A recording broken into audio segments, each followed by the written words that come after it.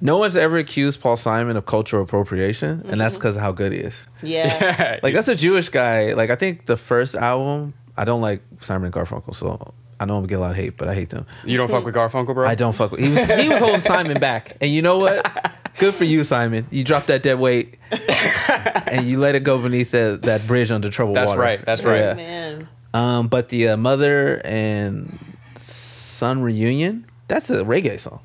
Yeah. That's a Jewish guy doing a reggae song in, like, was it 60s, 70s, something like that? Where you're like, come on, get out of here.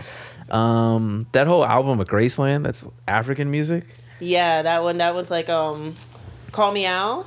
Yeah, one Call has Me the South Al. African boot people, and he got me into the groove with that Yeah. one. I love that one. Gumboots, diamonds on the soles of her feet. I wouldn't go up. She's a rich boy, whatever. She don't try to hide it. Got diamonds on it. It's like a wouldn't go up. People doing that. You're like, no one's ever been like, man, Paul Simon, you out here stealing black people's music. It's like, because he does have a deep appreciation for it. Well, I feel like with all like any art, like the better you are, the more you can get away with, right? I mean, we were talking about our first podcast we ever did was on Led Zeppelin. We were talking about fucking Jimmy Page with like these 14-year-old girls he was with that everybody knows about and nobody really gives a shit apparently. Well, it's a rock star. That's what it is. Like, if you're in the rock star realm, they're like, yeah, you're supposed to be weird and do crazy crap like that. Yeah. And they didn't really get away with stealing the music. They kind of got... Yeah. They were able to steal it, but at the same time, people are like, you stole that. Yeah, like, how the hell do you know what a levy is? And you live in England. Oh, yeah. Like the... Nino levy. Yeah, taught me to weep and moan. You're like, I've been to England and ain't nobody weeping and moaning out here. You guys keep it all on the inside because you're repressed. He's moaning by the Shire.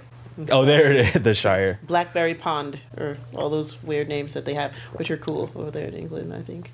You do?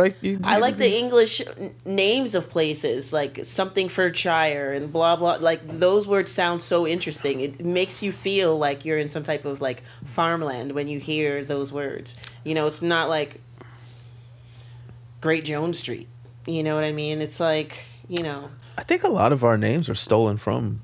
Yeah, so of course some England? of them, but like the Somethingfordshire and the Cheshire Square. Yeah, and it's just like Farringdon Road. It sounds very... It has a mystical kind of quality to it. Very storybookish, you know, and like the setup. If you like look at Robert Plant's like his home and stuff like that, the farmhouse, and you're just like, geez, okay, well this is where the words come from. Like, yeah, I feel like that's the only reason Lord of the Rings was interesting because it was all Shire and shit. Like if it was in America, it'd be like, yeah, you got to go to Kansas City and go get the ring. Like that's not as interesting. 20 miles to Kansas City. You know what I mean? If it was Kansas, he'd be like, you know what? We're good. I'm just going to keep it. I'm not even going to Kansas, bro. I kind of like this ring. It feels good. Yeah. I don't got to destroy this. And he put around his neck with like 12 other pieces of bling. Exactly. Greed is good. Yeah. Over here.